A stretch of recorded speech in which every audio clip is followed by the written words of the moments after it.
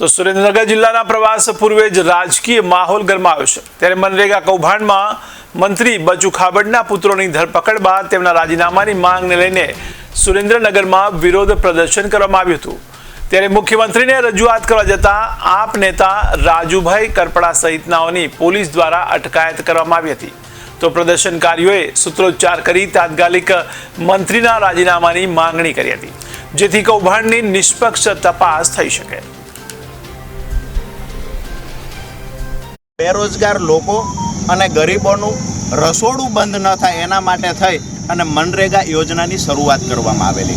આજે મનરેગા યોજના જે પંચાયત વિભાગમાં આવે છે, જે પંચાયત વિભાગમાં મંત્રી તરીકે બચુભાઈ ખાબડ જવાબદારી નિભાવે છે, જેના પદ પર બચુભાઈ ખાબડ બેઠા છે, એના જ વિભાગમાં જે રાજ્ય સરકારની તિજોરીની ચાવી પંચાયત વિભાગમાં જેટલી પણ ગ્રાન્ટ છે, જેટલી પણ રકમ પડી છે, એની તિજોરીની ચાવી બચુભાઈ ખાબડને મંત્રી તરીકે આપવામાં આવી છે। ત્યારે બચુભાઈ ખાબડ પોતાના પરિવારના લોકોની મારફતે આ તિજોરી લૂંટાવી રહ્યા છે। માત્ર દેવગઢ બારિયા અને આજુબાજુના 1-2 તાલુકાઓમાંથી અત્યારે 71 કરોડ રૂપિયાનું કૌભાંડ સામે આવ્યું છે, જેમાં મંત્રીના બંને દીકરાઓની ધરપકડ થઈ છે। અમે માનીએ છીએ, જ્યાં સુધી અમને માહિતી મળી છે ત્યાં સુધી આદિવાસી પટ્ટાના તમામ તાલુકાઓની અંદર બચુભાઈ ખાબડના છોકરાઓના વહીવટદારો નિમેલા છે।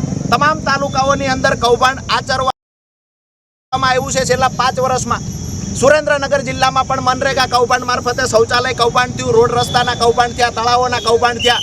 છેલ્લે પીપરાળીમાં 2 દિવસ પહેલા 12 આરોપીની ધરપકડ કરવામાં આવી। એટલે કે રાજ્યવ્યાપી આ કૌભાંડ છે। જ્યારે જો આની ચોક્કસથી તપાસ થાય તો હજારો કરોડ રૂપિયાનું આ કૌભાંડ બહાર આવી શકે એવું છે, પરંતુ તંત્ર દ્વારા કૌભાંડને છુપાવવા, ઢાંકવાના પ્રયત્ન થાય છે। બચુ ખાબડના બંને દીકરાઓ ઉપર આક્ષેપ છે કરોડો રૂપિયાના કૌભાંડનો, છતાંય હજી બચુ ખાબડનું રાજીનામું લેવામાં આવ્યું નથી। ત્યારે આજે અમે જ્યારે ગાંધીનગર વારંવાર સમય માંગવા છતાં અમને મુખ્યમંત્રી દ્વારા કાર્યાલયથી સમય આપવામાં આવતો નથી, અમને મુખ્યમંત્રી મળતા નથી, તો આજે સુરેન્દ્રનગરના લીંબડીમાં જ્યારે મુખ્યમંત્રી આવી રહ્યા છે, ત્યારે મુખ્યમંત્રીને જ્યારે અમે રજૂઆત કરવા જઈએ છીએ, અમે વિનંતીપૂર્વક રજૂઆત કરવા જઈએ છીએ, કોઈ રાજકીય વાત કરવા જતા નથી કે જેનો બાપ મંત્રી હોય એના દીકરા વિરુદ્ધ ગુજરાતમાં કયો અધિકારી તપાસ કરી શકે। ચોક્કસથી તપાસ બિલકુલ ના થઈ શકે।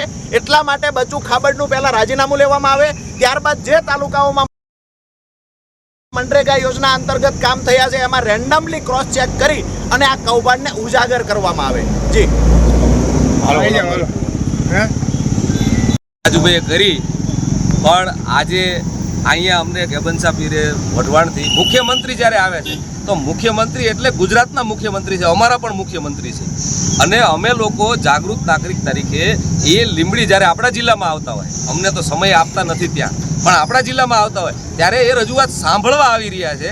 તો આ દેશમાં લોકશાહી પ્રવર્તે છે કે નહીં, પહેલો પ્રશ્ન તો એ છે કે શાંતિથી રજૂઆત પણ ન કરી શકાય, ખાલી હાથે જાઓ અને યોગ્ય વાત કરો। એક મંત્રી છે, તમારી કેબિનેટમાં છે, એના સંતાનો વિરુદ્ધ મોટો આક્ષેપ છે, 71 કરોડનું કૌભાંડ પકડાણું છે, અને એમ કહેવાય છે કે આખા રાજ્યમાં વ્યાપી છે આ કૌભાંડ।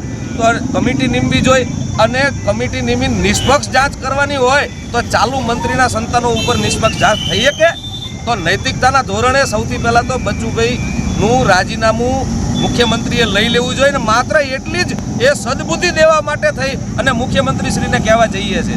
એ કહેવા માટે પણ જો રોકટોક થતી હોય તો મને સંદેહ થાય છે કે આપણે શું લોકશાહીમાં આજે જીવી રહ્યા છીએ કે લોકશાહીની બહાર નીકળી ગયા, સન્મુખ અત્યારશાહીમાં આવી ગયા છીએ। ઓકે।